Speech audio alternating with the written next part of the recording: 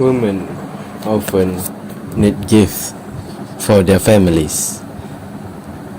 Wives need socks or scarves for their husbands.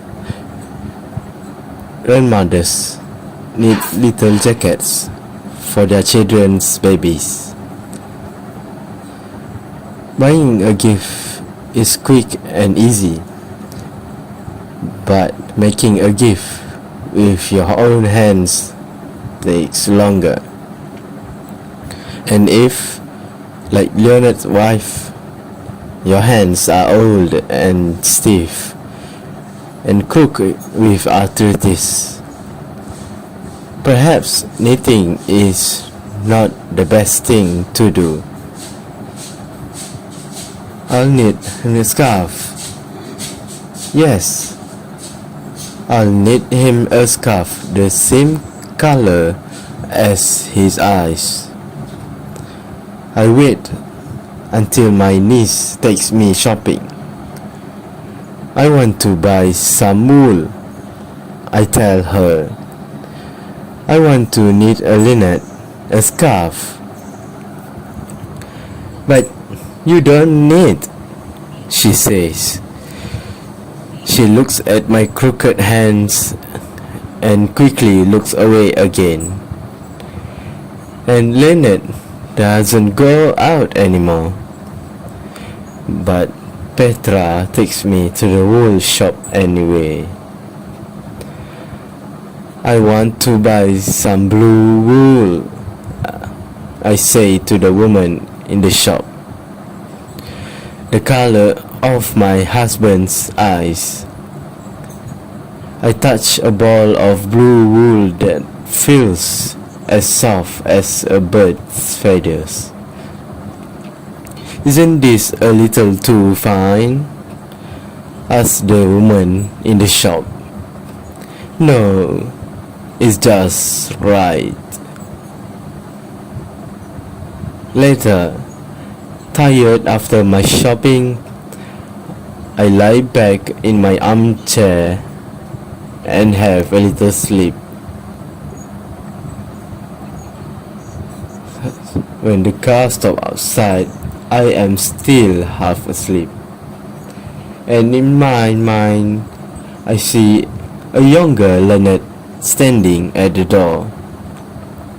His back is as straight as a piece of wood, and his blue eyes smile. Is anyone home? Dan calls. I wake with a jump. Here we are, Mr. Phipps, Dan says to Leonard. Holding Leonard's arm, Dan walks him into the house. Thank you, Dan. I take off Leonard's coat and push him some hair away from his eyes. We eat dinner in silence. I drink red wine, and Leonard eats with a spoon. Then, after I wash him and put him to bed, I sit down to knit. The needles are silver. The needles are cold. I take the paper cover of the wool, find one end of it, and try again and again to make the first stitch. I am listening to music by Beethoven, and it is nearly halfway through before I have finished the first row of stitches. My fingers hurt, and they won't do what I tell them. But I have begun. Leonard and I met at a concert in Auckland. He was tall, with blonde hair I can still see him walking towards my seat. He took off soft blue scarf that was the same color as his eyes, and my heart gave a little jump.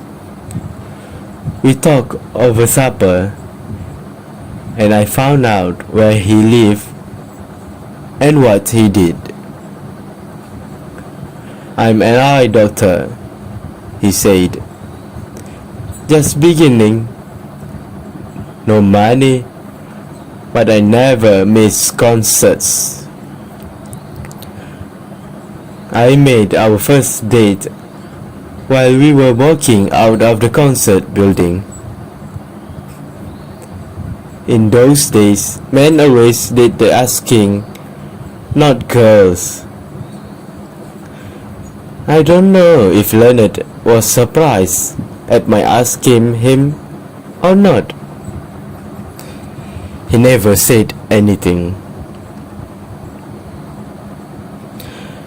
On the days when Leonard goes to the daycare center, I knit. I plan to finish the scarf for our 53rd wedding anniversary. The scarf is almost finished, and while I hold it to the light, diamonds shine through. I shake the wool, drop a stitch, try to find it again. Was I more in love with Leonard than he was with me? I have so many questions, and I cannot ask any of them now.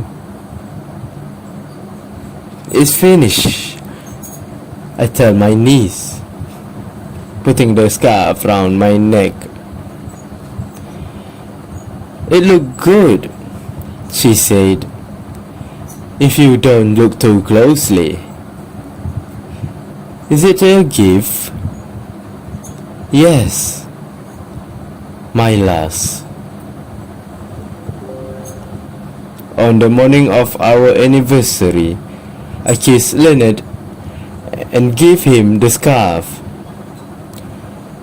I know he will not speak, but while I'm putting the scarf round his neck, I find that I am still hoping.